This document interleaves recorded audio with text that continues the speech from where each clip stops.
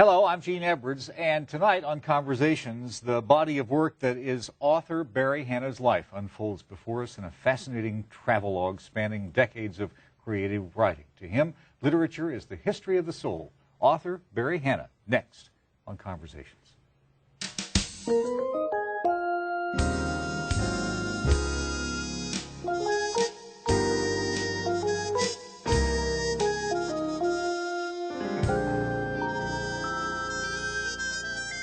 Somebody once asked Barry Hannah his perspective on writing and literature, and he responded by saying, "Reading and writing train our people for logic and grace and precision of thought." And with that, author Barry Hannah has helped to develop talents like Larry Brown and Cynthia Shearer and Donna Tartt.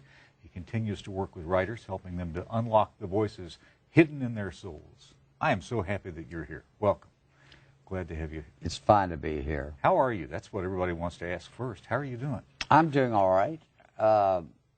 It's amazing what modern medicine can do, keeping you on your feet. And I see I have a spirit of an 18-year-old about twice a week. And I'm going and doing. And I'm on my motorcycle faking macho. Have you shot up any holes in the floorboard of the car lately? I haven't been involved with any embarrassing firearms things since the 70s. That myth got me ahead in Hollywood, but it was not too wonderful in Tuscaloosa when I was on the faculty. They didn't exactly buy it there in Tuscaloosa. No, it's just not a pedagogical tool. They admired on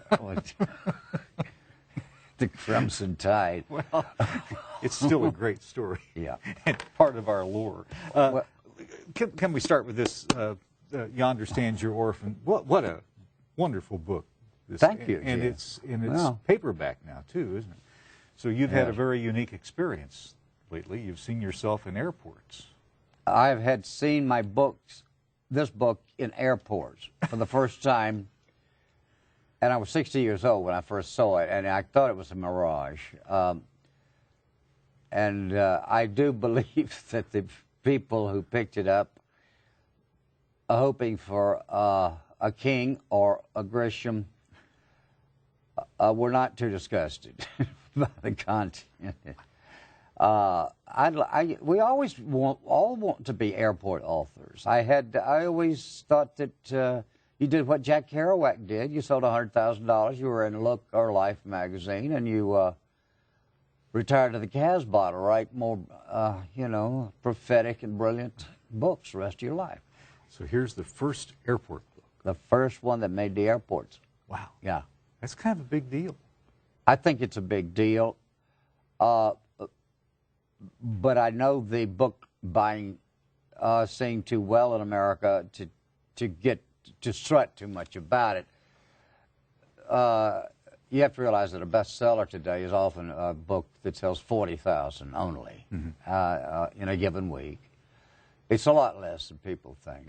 Of course, the Cold Harbors and the Grishams and the Kings sell 2 million. Right. But for literary books, I've never even liked that title. But straight on books of life. 20,000 is beautiful. So I live in a world where my fans are loyal, and I think there's a kind of constant total of about what the number it takes to fill out the Ole Miss football stadium. By the time all the paperbacks get sold and people lend them, and I think I've got probably about 60,000, maybe, And after 5 years. But it'd be fun to bring them all together in one place. Right. Have visit with them. But I must say they're good people. They write, and it's beautiful. They get fan letters from people that don't want anything, and it's a splendid life still, Gene. I'm a lucky man. Lucky. Tell me what the fans have had to say to you about this book. Did they think it was? Did they think it was too dark? My wife did. Yeah. She said she typed it for me. I was going through a medical situation, and she typed it. She said, "God, this is so dark," and You're not like that. You're gentle. You're kind. But my friend Larry Brown had this to say about the same the way I feel. And by the way, I did not train Larry Brown. Larry may have picked up some of my books and gained something, but Larry took one course at Ole Miss under Ellen Douglas. That's his single college experience. He's the last of the geniuses that didn't ever go to college. Really? The one course. But it did change his life. He's gone, as you may know. We lost him in November. But Larry said, I love life. I love this country. I don't know, when I start writing, it turns dark. This has been said to me also by another Mississippi writer, Steve Yarbrough. Mm-hmm. My writing gets darker and darker. So I don't. It may be that the more you think, the less pleasant things really are. Ruskin years ago said, if you peer at reality long enough, you're going to see something you're not inclined to laugh at. But that I also think it is a funny book, and I've been saved by humor personally when there's nothing left but the wall and humor. Mm-hmm. And I hope there's enough fun in this book to charge it with some light, you know. Yeah. It has some wonderful moments in it. When you look back, though, you were undergoing chemotherapy when you wrote that book. Yeah, I was. Did that have anything to do with the way the book wrote itself, or does a book ever write itself for you? Because some of your characters from some of your short stories ended up in this book. Yes. And I think that kind of surprised you. Yes, I recapitulated Ray from a book in 1980 also, The Doctor. One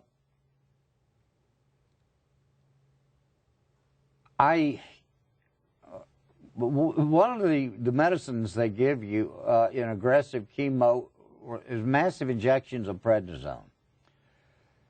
I believe it was on the strength of that drug, which in no way should be used by writers or anybody. If you know the drug, it is bad to use much at all, except in medical emergency. But it at least allowed some energy to come forth that was already there. It was tough. And I'm having a tough time writing as we speak. I have interferences, and I wish to God I wrote quickly and happily like I used to. But it's a slow ride, and huge patience is required, and I'm not used to that. My deep flaw is my generation, instant gratification. You know, we put a guy on the moon, we ought to have a novel in a month. Yeah, because that's the way you wrote originally. I mean, right. It just came out. Lickety split. There it was. Right. So that's been. And it was a high ecstasy. Yeah. Big adjustment.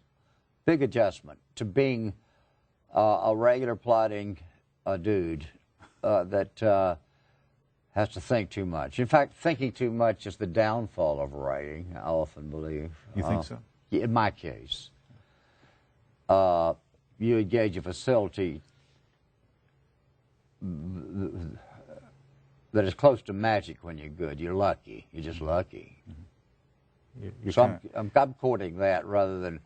I am becoming too much of a scholar on everything. I sit and read huge books. That's my heroine. I'm a total addict of Shelby Foote, for instance, who just passed, and I am an unwilling medical expert.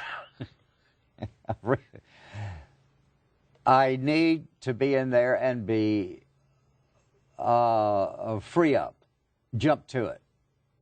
Forget more than I know. Yeah. Try to forget what I know and jump in. Do your acquaintances among the campus people, like you talked about Steve Yarbrough, does he help with that? I think he's one of the great talented guys. Oh, certainly he is deeply talented, and Mississippi still has an abundance, a superabundance per acre almost, of seriously good writers. It's not as dense as people would sell you at the Chamber of Commerce. It doesn't, Oxford is oversold as a density of writers. It's always, the truly good ones are few. Yeah. But Yarborough teaches and lives in California, but we learn by reading each other's books, and we just cheer.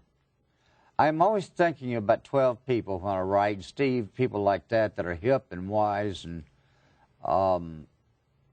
I think that's good for me to think of no more than 12. I've certainly never known who my audience was. Well, who are some of the 12 besides Steve? People I was in college, high school and college with. Really? Yeah. Did those people you were in high school and college with, did they know you wanted to be a writer? By the time I was a junior in college and had busted pre-med and kind of converted to lit, almost religious conversion. Hemingway, Kerouac, John Cheever. Oh, yeah, they knew it then, and I knew it. I didn't have any idea where I was going to lead, maybe to poverty, but it was beautiful feeling, and I got something from it I'd never gotten from any other study. But I didn't complete a really well-made short story until I was in grad school at about age 23. Really? At Arkansas, yeah. And what made it a good story? I had something to say rather than just bright language. I think I had nothing much but bright language in college. Admired by my professors, but I didn't have much subject matter. Yeah. I don't think, no. You have a lot of subject matter now, though. Plenty. Plenty. Can you keep up with it? I'm best when I'm able to borrow from others' lives and when I live their lives and get out of the selfishness of your illness, of even your... All of us are selfish, but when you transcend that selfishness and you deliver yourself into somebody else's shoes and heart, that's when it's good. And there are a lot of passages, I know my friends or acquaintances would not recognize themselves, but it's something I've gleaned directly from watching them or sitting.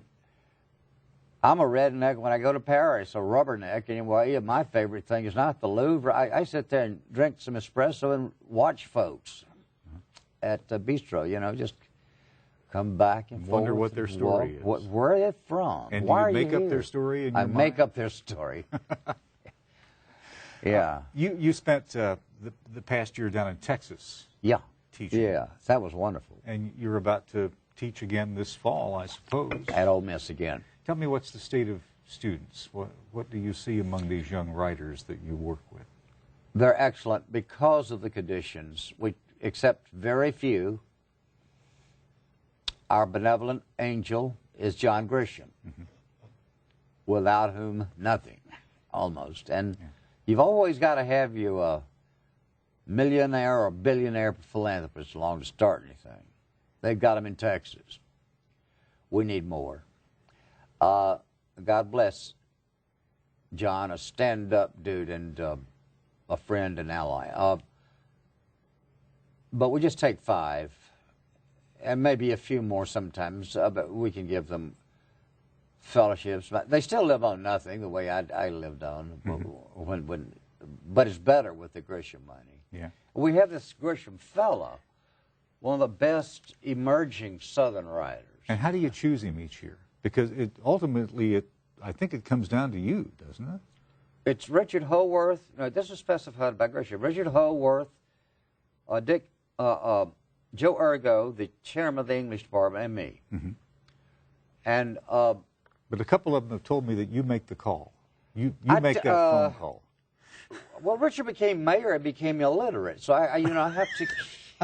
He has no time for greatness. He's busy balancing the budget. His wife reads beautiful. She helps me. Lisa, anybody who has a burning desire to present emerging Southern writer can present that to us. We look at anything, we keep a list and a short list.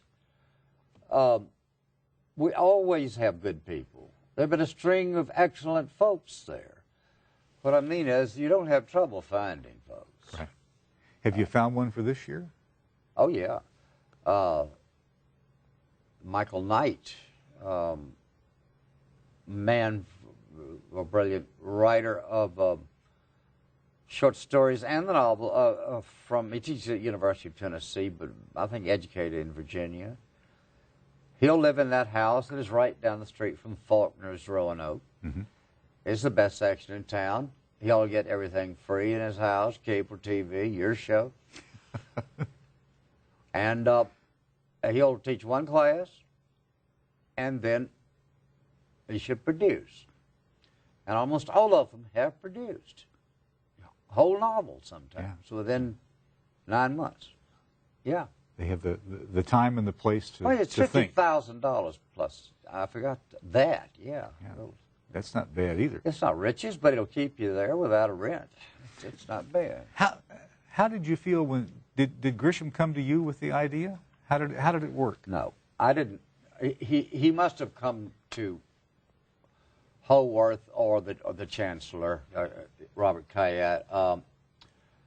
The first I knew of it, Richard Howarth and the chairman of the English told me about it and the way he wanted it given. Mm-hmm. Oh, God, that's over 12, 13 years ago. It is. And it keeps going and keeps going. Yeah. I don't want to be thought of as the demi god, pardon me, the totalitarian fixer for friends, you know, come on in. I don't hire friends in any way. None of us are going to stoop that direction. And there's no old boys network. There's no old girls network. It's the best we can get at the time. And we look to poetry, too. Poetry, we must be fair with race and gender. And so the selection is a little bit complicated, but not much. They're always good folks. How are things in Oxford these days? They're splendid. Oxford's got big growing pains and is growing too fast, and people with a lot of money win against some of the protests of the older citizenry, and we like the village, and they like the condos. I like the rough-edged, and that's disappearing too much. Yeah. I like the ice house, and it's gone, and there's just not a hardware.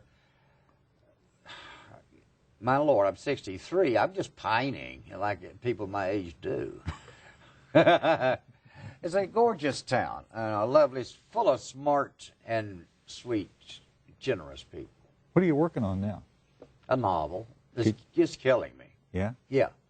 Yes, murder. And so I'm going to read Shelby, where all those poor people died trying to take Atlanta, and it makes me, it helps me to see others suffering in a not a morbid way, but you do forget your own infirmities. Yeah. You know, and it also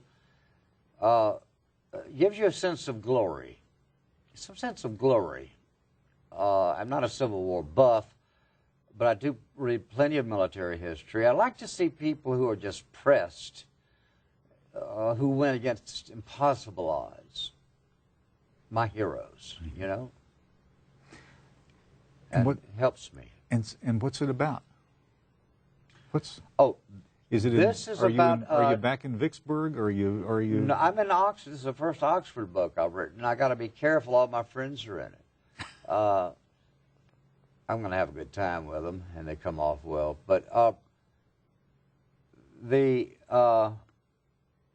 it's about church burnings, including mosques and tabernacles as well as cathedrals in Memphis, North Mississippi, up through southern Missouri. The protagonist of the book has a nephew who is one of the arsonists. He is a lay preacher, a busted man. Ray, the doctor, who's busted. He's from You Understand Your Orphan. But he has found religion, Christ specifically. And he is stalling. He can't turn his nephew in. And he goes around town ministering on a motorcycle. He's a good man. He is a good preacher. But he's in an awful dilemma. You like to put people in those awful dilemmas, though, don't you? Yes, I do. Mom said about the short story, I think, or maybe about all right.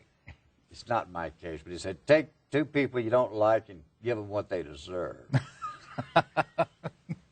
That's not true of me. I don't torture folks. Well, why another novel? I mean, yeah, it that's was a good 10 years between novels when you came with You Understands. And that's a good question. A lot of people thought you might go back to short stories.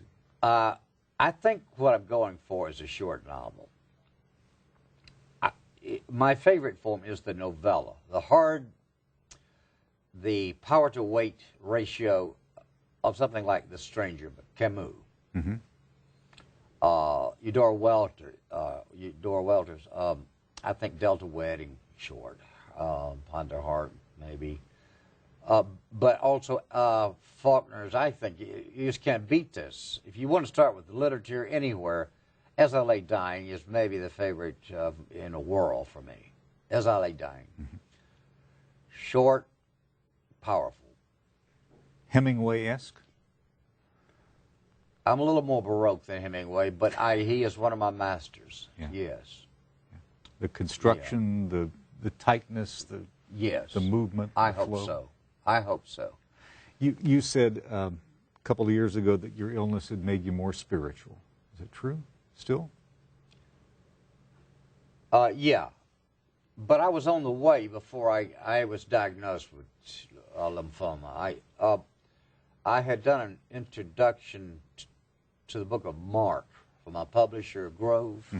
They came out little separate books of the Bible, and they published them. And I'm sure they were over at Lemuria. Gosh, that was 7 years ago. And I had read Mark, and Mark touched me very deeply. The simplicity. It's like Hemingway. It's just short, very unadorned, and tough and fearful.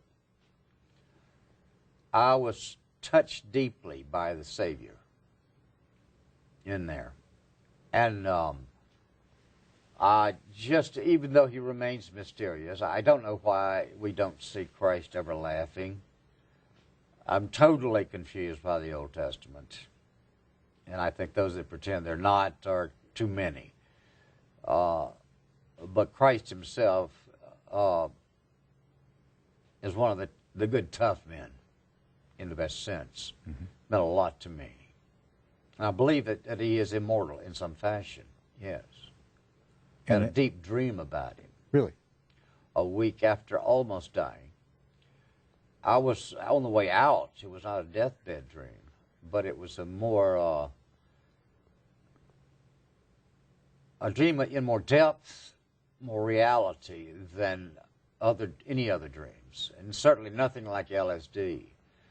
I was on Tylenol at the time, and the presence of him personally, not touching me, not saying a word, but giving me total peace and exquisite joy. And is that still there? No, not always. I lose it, but at my best, yes.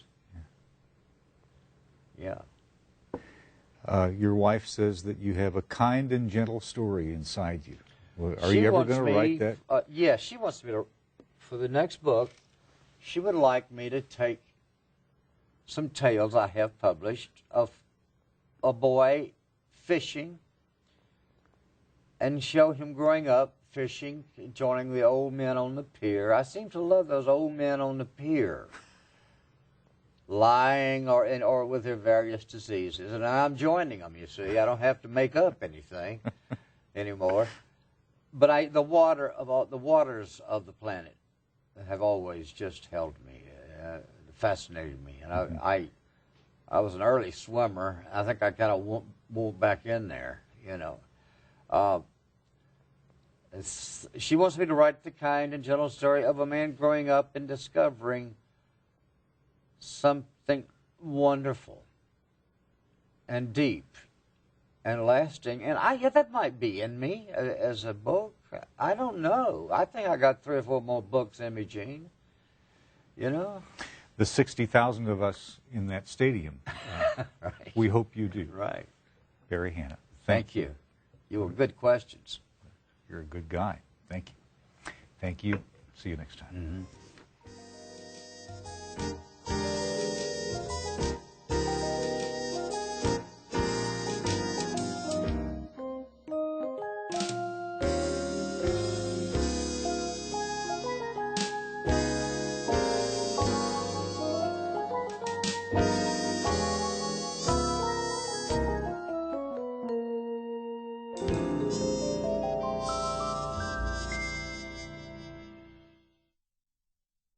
For a copy of this program, call 601-432-6294 or send a check or money order for $19.95 to Mississippi Public Broadcasting, 3825 Ridgewood Road, Jackson, Mississippi, 39211.